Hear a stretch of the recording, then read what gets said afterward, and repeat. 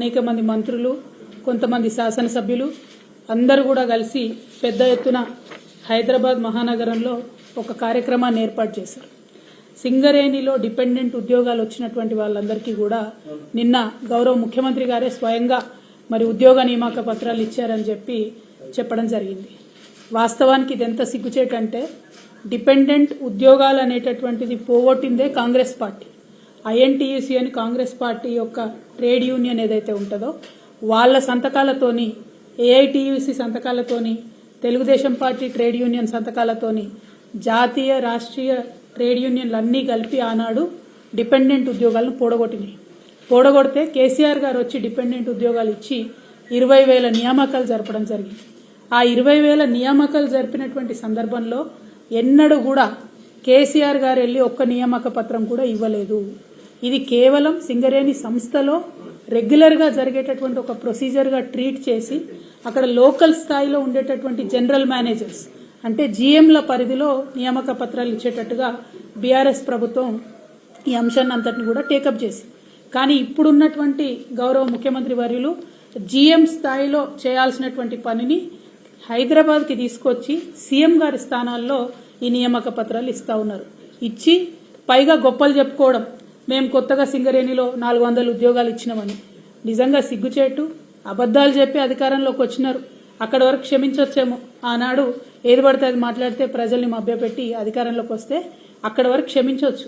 కానీ అధికారంలోకి వచ్చినాకన్నా నిజం చెప్పండి సీఎం గారు, మీరు ఎందుకోసం ఈ నియామక పత్రాలు కేసీఆర్ గారి హయాంలో ఇచ్చినటువంటి డిపెండెంట్ ఉద్యోగాలను తీసుకొని నేనే ఇచ్చినా నేనే చేసినా అని అబద్దాలు చెప్పుకోవడం ఎందుకు? ఒకటి. రెండు, మీరు మొత్తం ఉద్యోగాల గురించి మాట్లాడుతూ ఉన్నారు సింగరేణిలో, దీనివల్ల ఏదో రాజకీయ ప్రయోజనం పొందినాం మేమని చెప్తా ఉన్నారు. అటువంటిది ఎక్కడా కూడా జరగలే. కేసీఆర్ గారు ఏనాడైనా కూడా సింగరేణిని తన కన్న తల్లిలాగా చూసినారు. సింగరేణి ప్రైవేటీకరణ జరగొద్దని కోరుకున్నారు. సింగరేణిలో ఉన్నటువంటి ఉద్యోగాల సంఖ్య పెంచాలని చూసినారు తప్పితే తగ్గించాలని చూడలే. మీ గురువు గారైనటువంటి చంద్రబాబు నాయుడు గారి హయాంలో మాత్రమే సింగరేణిలో గోల్డెన్ హ్యాండ్ షేక్ ఇచ్చి ఉద్యోగులందరినీ తీసేసి ఉద్యోగుల సంఖ్యను తగ్గించినారు. ఈ విషయం ప్రతి ఒక్క కార్మిక బిడ్డకు, ప్రతి ఒక్క సింగరేణి బిడ్డకు, ప్రతి ఒక్క తెలంగాణ బిడ్డకు కూడా తెలుసు. కాబట్టి అబద్దాలు చెప్పడం మానేసి మీరు కొత్తగా ఇస్తున్న ఉద్యోగాలు ఎన్నో దయచేసి చెప్పాలని చెప్పి ఈ సందర్భంగా నేను గౌరవ రాష్ట్ర ముఖ్యమంత్రి రేవంత్ రెడ్డి గారిని డిమాండ్ చేస్తా ఉన్నాను. అదేవిధంగా నిన్నగాక మొన్న స్టాఫ్ నర్సులు, రేపు ఇచ్చేటటువంటి పోలీస్ కానిస్టేబుల్ ఉద్యోగాలు, మినీ అంగన్వాడీలను ఉంటారు 4,000 మంది, వాళ్ళని అప్గ్రేడ్ చేసింది టీఆర్ఎస్ ప్రభుత్వం. ఇవాళ వాళ్ళని ఫోర్స్ చేసి కింద స్థాయిలో ఎక్కడికక్కడ శాసనసభ్యులు పిలిపించుకొని ప్రభుత్వం మారింది, ఇప్పుడు ఎమ్మెల్యేలు వచ్చి మీకు ఇస్తారు నియామక పత్రాలు అని చెప్పి చెప్తున్నటువంటి సందర్భాన్ని ఆ కింద స్థాయిలో ఉండేటటువంటి ఆడబిడ్డలు, మా అంగన్వాడీ అక్క చెల్లెలు చేసి బాధపడుతున్నటువంటి సందర్భం. కేసీఆర్ గారు చేసిన పనులు మీరు చేసిన పనులుగా చెప్పేది ఉంటే మీకు ప్రజల అధికారం ఎందుకు ఇచ్చినట్టు?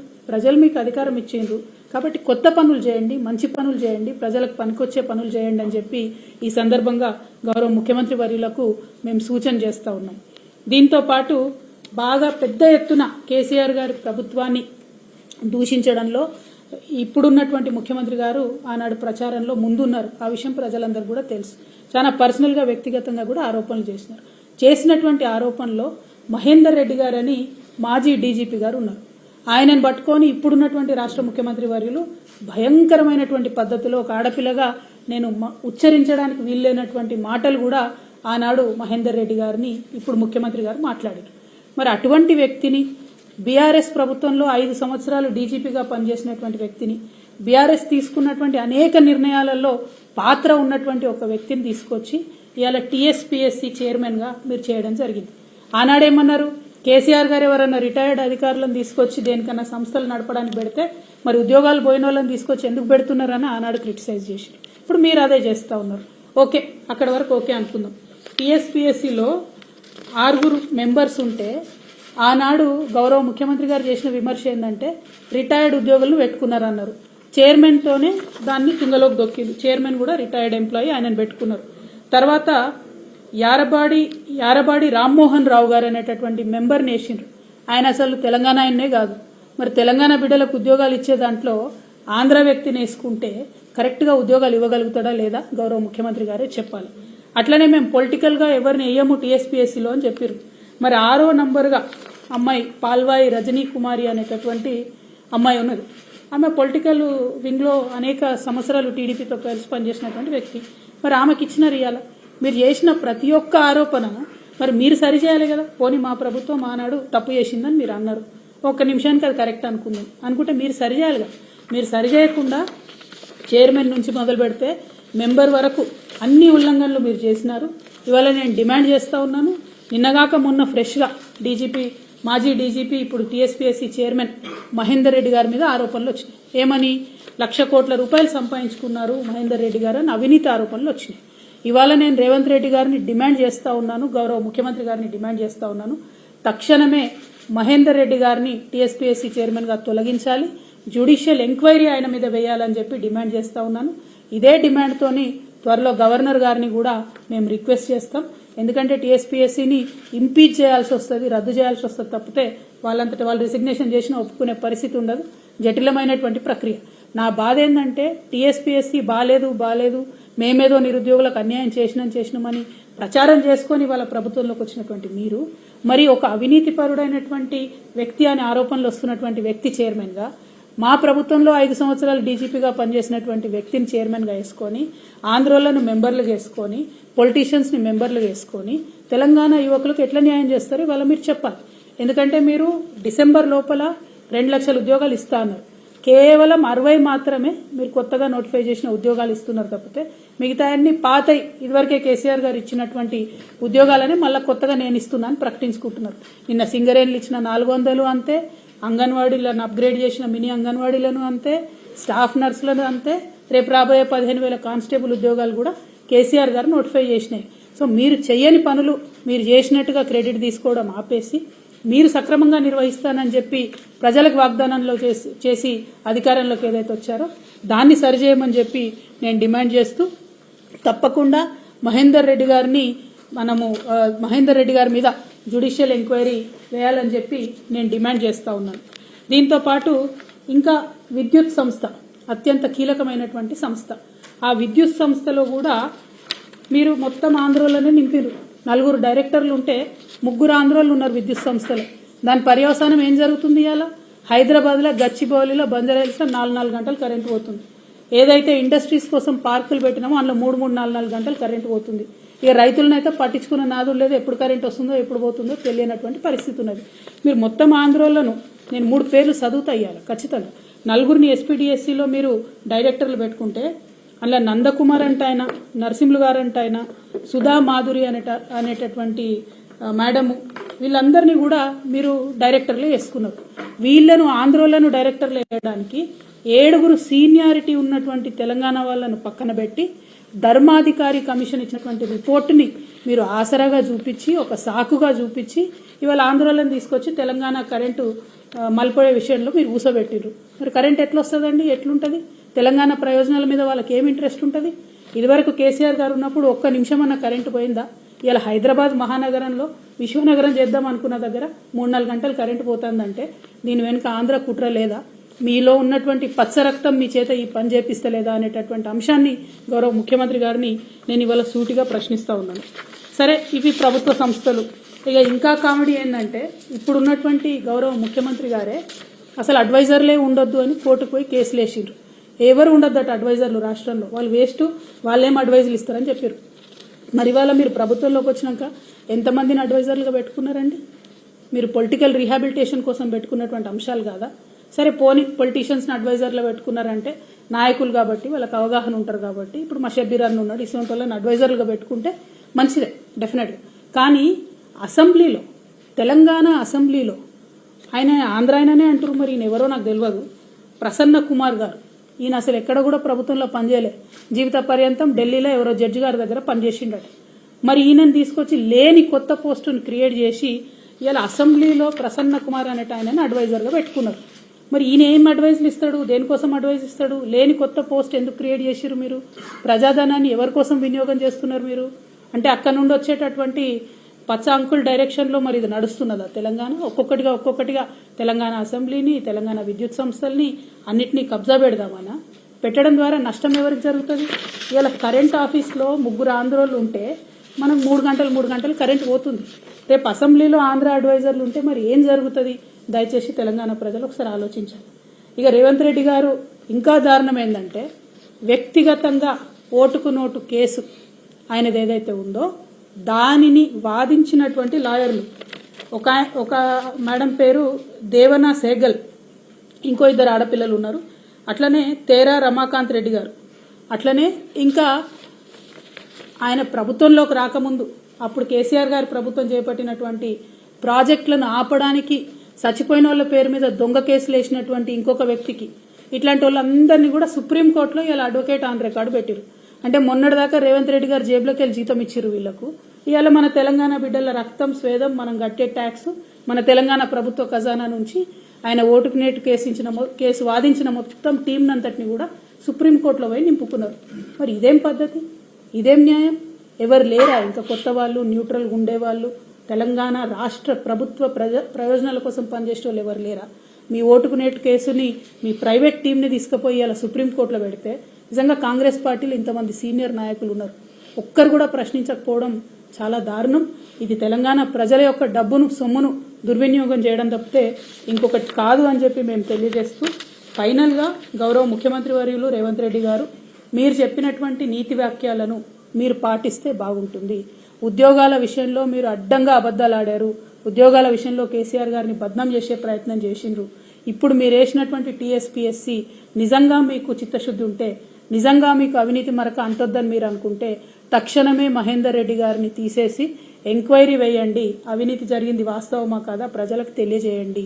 రెండవది, కేసీఆర్ గారు వేసినటువంటి ఉద్యోగాలు మేమిచ్చినట్టుగా చెప్పుకుంటా ఉన్నారు, దాన్ని మేము తీవ్రంగా ఖండిస్తా ఉన్నాం.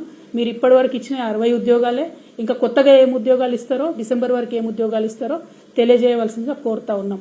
మూడవది, విద్యుత్ సంస్థలో నియామకం చేసినటువంటి ఆంధ్రోళ్లను తక్షణమే తీసి తెలంగాణ డైరెక్టర్స్ వేయాలని మూడో డిమాండ్ చేస్తా ఉన్నాం. నాలుగవది, సుప్రీంకోర్టు ఆఫ్ ఇండియాలో మీ పర్సనల్ కేసులు, మీ అవినీతి కేసులు, మీ దొంగ కేసులు వాదించి ఆనాడు తెలంగాణ ప్రభుత్వం మీద దొంగ కేసులు వేసిన టీంని తీసేసి నిజంగా టాలెంట్ ఉన్నటువంటి వాళ్లను, నిజంగా తెలంగాణ ప్రభుత్వ ప్రయోజనాలు కాపాడే వాళ్లను పెట్టాలని డిమాండ్ చేస్తూ, మరి మీ యొక్క చిత్తశుద్ధి నిరూపించుకోవాలి. మీరు ఇన్ని రోజులు చేసినటువంటి ఆరోపణలను దాన్నన్నింటినీ కూడా తప్పని నిరూపించే విధంగా ఉన్నటువంటి మీ వ్యవహారాన్ని సరిదిద్దుకోవాలని సూచన చేస్తా ఉన్నాం. Thank you. జై తెలంగాణ. గత 10 ఏళ్లలో ఎప్పుడూ లేనటువంటి విధంగా రాష్ట్ర గీతాన్ని జై జై హే తెలంగాణను అధికారికంగా గుర్తిస్తున్నామని కూడా చెప్పారు. అంతేకాకుండా మన రాష్ట్రానికి సంబంధించినటువంటి చిహ్నం కావచ్చు, లేకపోతే తెలంగాణ తల్లి విగ్రహాన్ని కూడా మార్పు చేస్తున్నాం. ఈ పరిణామాలన్నింటినీ మీరు ఎట్లా చూస్తారు? అంటే మన గౌరవ ముఖ్యమంత్రి గారు మొదట ఎప్పుడన్నా నిజంగా గుండెల మీద చేసుకొని జై తెలంగాణ అంటేనేమో ఆయన ఇవన్నీ చేసే అవకాశాలు, ఆయన ఇవన్నీ చేసే అర్హత ఉంటుంది. ఆయన ఎప్పుడన్నా జై తెలంగాణ అన్నాడా? జై తెలంగాణ అన్నోళ్ళ మీద గన్ను పట్టుకుని తిరిగిన మనిషి. ఏదో మన ప్రజలు మంచోళ్ళు కాబట్టి ఇసొంటోళ్ళకు కూడా ఒకసారి అవకాశం ఇద్దామని ఇచ్చిరు, కానీ ఆయన జై తెలంగాణ అని ఇంతవరకు అనలేదు. ఆయన రాష్ట్ర గీతం గురించి మాట్లాడడం, తెలంగాణ తల్లి గురించి మాట్లాడడం చాలా హాస్యాస్పదంగా ఉంది. బట్ ఎనీవే, ఒక్కటి ఈ సందర్భంగా నేను ముఖ్యంగా రాష్ట్రంలో ఉన్నటువంటి కళాకారులకు, తెలంగాణ బిడ్డలకు విజ్ఞప్తి చేసేది ఏంటంటే, కేసీఆర్ గారు ఏదన్నా పని చేస్తే దాని వెనుక ఎంత బలమైన కారణం ఉంటుందో, ఏదన్నా పని చేయకపోతే అంతకన్నా బలమైన కారణం ఉంటుంది.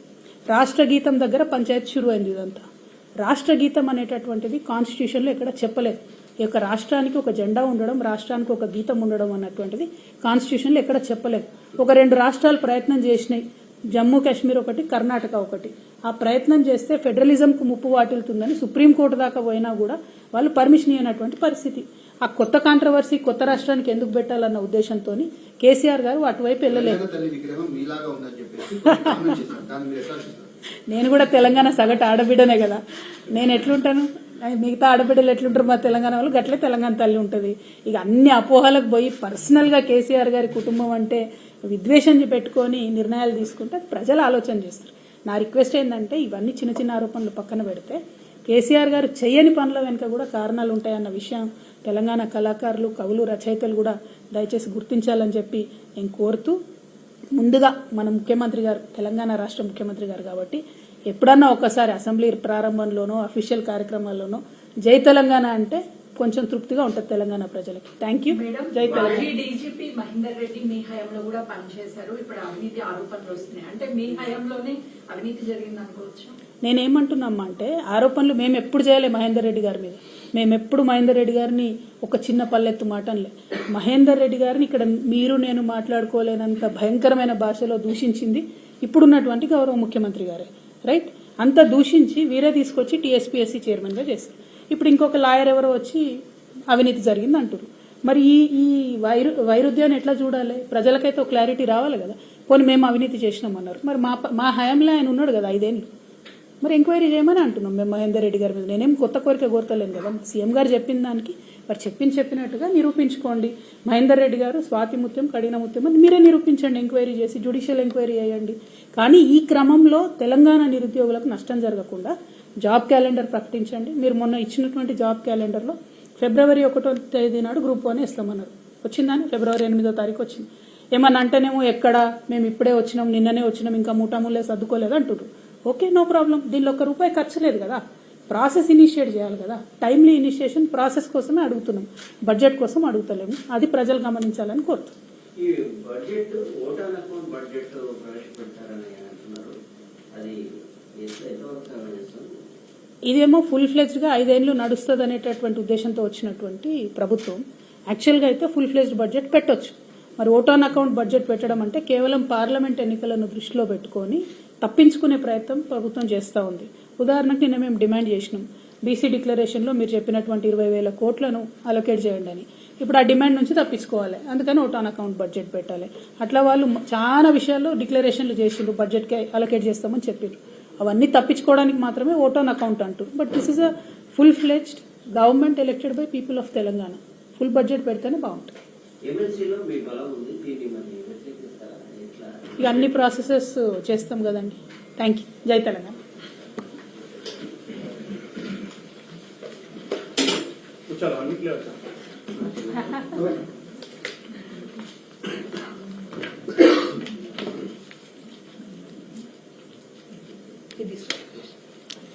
Thank you brother.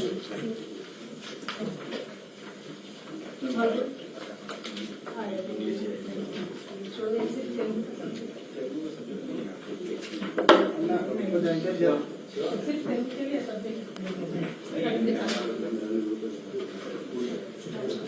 you.